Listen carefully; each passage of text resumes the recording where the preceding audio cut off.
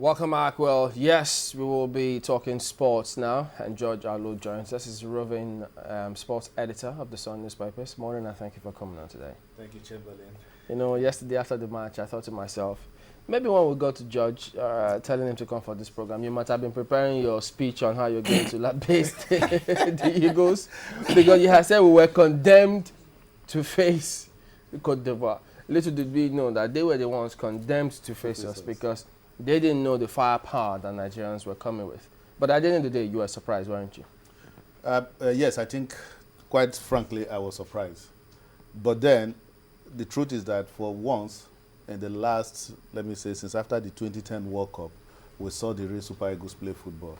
We saw the kind of team that Nigeria used to be, that we know our team to be in the 80s and in the 90s. This was the first time I saw a Super Eagles team that had wing, a Super Eagles team that had character, and a Super Eagles team that had determination, playing with that Nigerian fighting spirit. You know, when the chips are down, when you push the Nigerian to the wall, the kind of team that you saw the Kanu Wankwo under-17 team, the Ndoko Obade under-17 team play, they were hungry. And that is what we saw yesterday. That was the difference. Let me take an individual player in Mikel.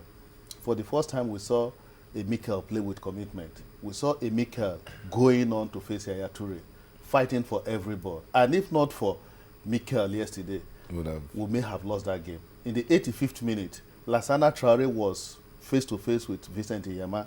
That would have been a sitter of a goal. But from nowhere, Mikel came and just pushed that ball away. And that was it. So you saw a team that played with commitment. You saw Emenike fighting for every ball. That is the kind of Super Eagles that we want to see. People who are ready, who are hungry to deliver for their country. So that is what made the difference yesterday. You notice that Kanu Wankwo, J.J. Okocha were in the stands. Yeah. Do you think their presence there helped in any way to ginger their determination? Of course, I think so, because come to look at it, those that should be around these players at every point in time should be the likes of JJ, the likes of Kanu, who will be ready to motivate them, not the politicians from the National Assembly, those House Committee chairman from Senate and House of Rep. All those are distractions. What are they going to tell the players?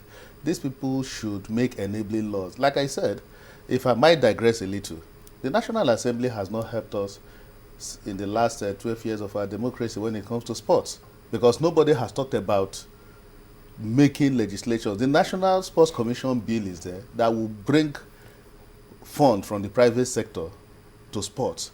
If we have funds from the private sector, government will not shoulder the responsibility of funding sports alone.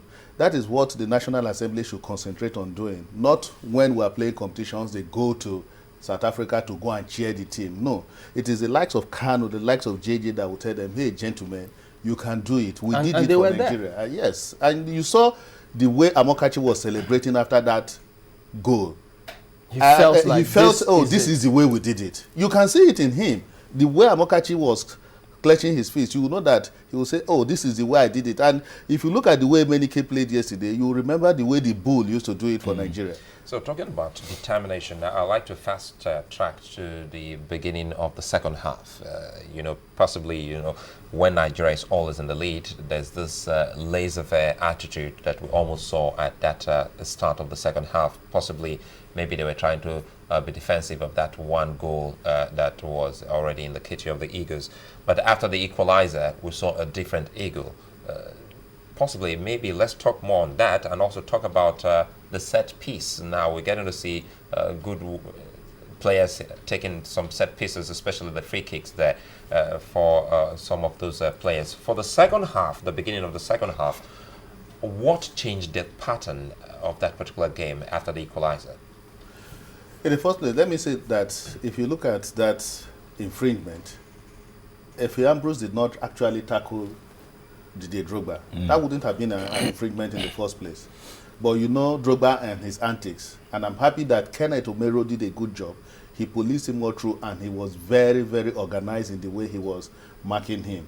Because Drogba is such a player that at the slightest contact he falls, and he's a big boy, and referees have sympathy for him. It's like in the days of Kanu Wankwo, at the slightest contact, Kanu will get an infringement.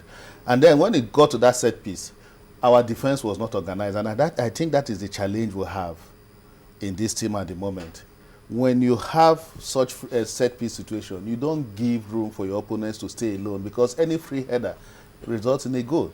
You saw that Ideye almost did it for Nigeria.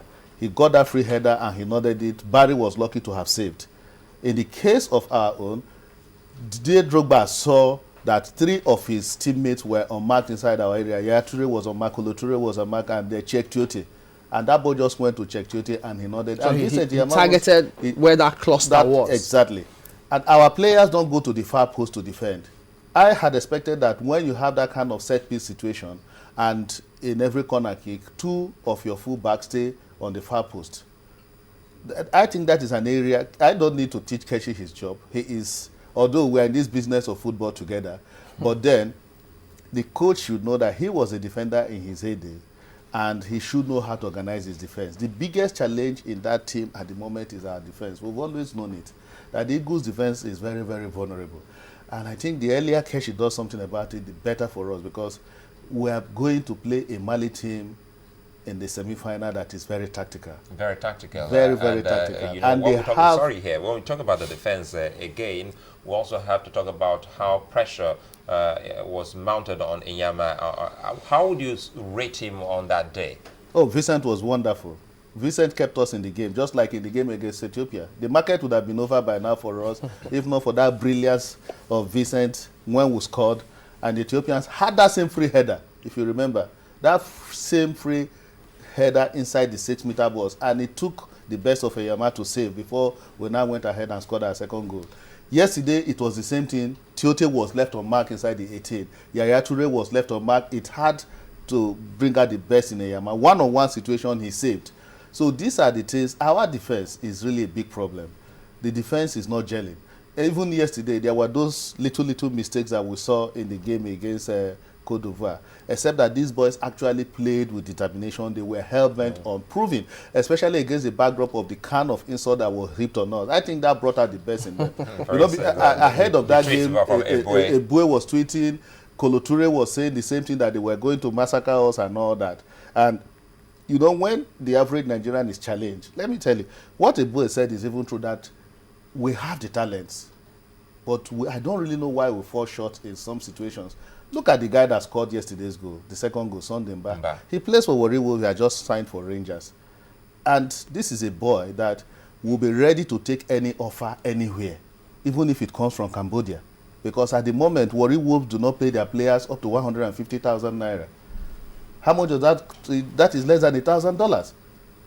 And he's moving to Rangers. Go and find out from Sunday Mba. If he comes here, you can invite him to channels and ask him how much he earns. What about other clubs? Yeah, that clubs. The same thing. All players. The Clubs same don't thing. even pay sign-on fees. They don't pay sign-on fees and all that. Heartland, that has just won the Federation's Cup, ask them how much they earn.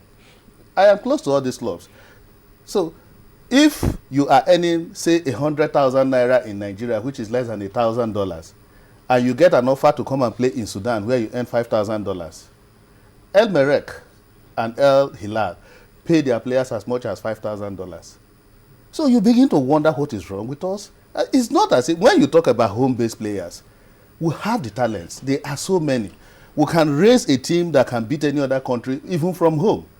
But the Tunisian players are home, the Egyptian players are home because they earn good money. But our league cannot keep our players in the domestic scene for too long. This is the challenge. Look at Sunday Mba yesterday, and we'll have Ejike Ozeni, who, if he comes in, he's going to prove his mettle, the way Amunike did. Watch out for that guy. He has not been used. And don't forget that run up to Tunisia 94, we never used Amunike until the finals. And when he came, he shined and became African Footballer of the Year. So we'll have a joker We'll somewhere. have a joker in Ejike Ozeni, another Rangers player that has not been used. The Kanu Pillars boy, Ruben Gabriel, has not been used in the midfield.